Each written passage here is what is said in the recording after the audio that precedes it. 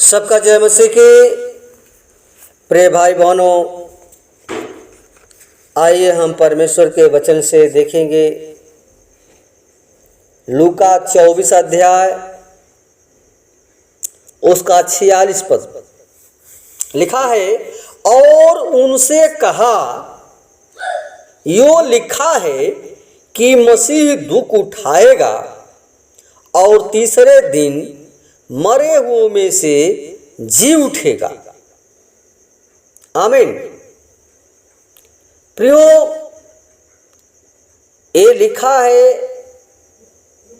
कि मसीह दुख उठाएगा और तीसरे दिन मरे हुए में से जी उठेगा। ये वचन यीशु मसीह ने स्वयं कहा। और भजन संहिता 15:10 में लिखा है, क्योंकि तू मेरे प्राण को अधोलोक में न छोड़ेगा, न अपने पवित्र जन को सड़ने देगा। प्रियो, पर यीशु मसीह मृतकों का ये पुनरुत्थान है, लेकिन प्रियो यीशु मसीह स्वयं मरकर तीसरे दिन जी उठा। संसार के इतिहास में ये सबसे महत्वपूर्ण घटना है। प्रभु यीशु मसीह का तीसरे दिन मृतकों में से जीवित हो जाना, यानी जिसे हम पुनरुत्थान भी कहते हैं। और संसार में जितने भी ईश्वर और अवतार पैदा हुए, उनमें से मृत्यु का स्वाद चखा। सबने मृत्यु का स्वाद चखा, किंतु उनमें से एक भी मरकर जीवित नहीं हुआ।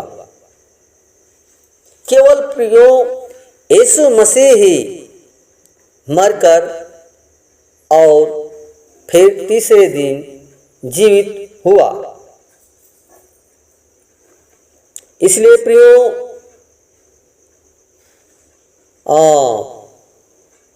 जिस पीड़ा के देह में वह मरा, उसी देह में यीशु मसीह जी उठा।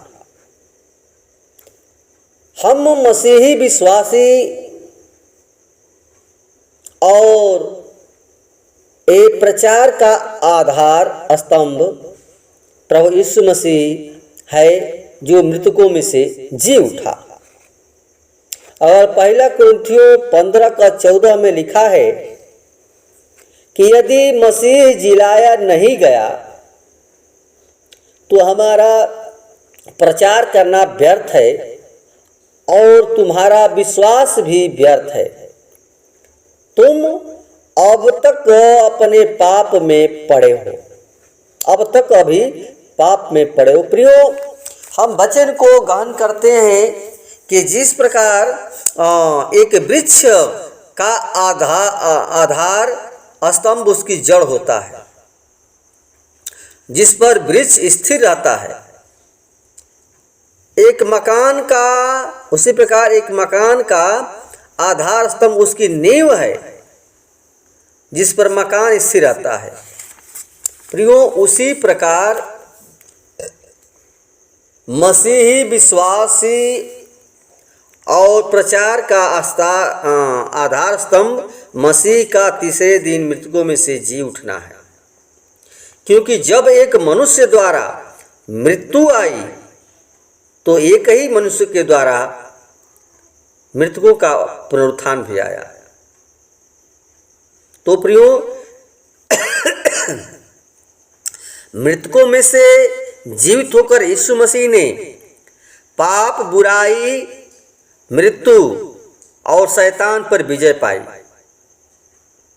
हम देखते हैं यहाँ पर पुनरुत्थान जो है 3 प्रकार के हैं। पहला स्वाभाविक पुनरुत्थान, जिसको कहते हैं कि जिस प्रकार एक गेहूं का दाना जब भूमि में बोया जाता है तो वह मिट्टी में जाकर सड़ जाता है, तब अंकुरित होता है। तो मिट्टी में मर जाने के बाद ही उसमें पुनः जीवन आता है।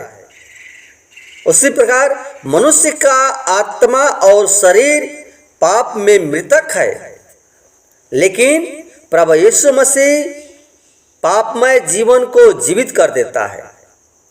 अगर रोमियो 6:11 में पढ़ते हैं तो लिखा है कि पाप के लिए मृतक, परंतु मसीह यीशु में परमेश्वर के लिए जीवित समझो। अगर प्रभु यीशु मसीह पर विश्वास करते हैं तो आपका यीशु मसीह प्रिय पाप को दूर कर दिया है, अब हमको जीवित रखा है। जीवित अपने को समझो। दूसरा है आत्मिक पुनरुत्थान। इसके लिए बाइबल बताती है कि जिस प्रकार आदम में सब मरते हैं, उसी प्रकार मसीह में सब जिलाए जाएंगे। प्रभु यीशु मसीह के पुनरुत्थान के कारण प्रत्येक विश्वासी को एक धन्य आशा मिली है। जिस प्रकार मसीह यीशु मृतकों में से जी उठने के बाद अविनाशी स्वर्गीय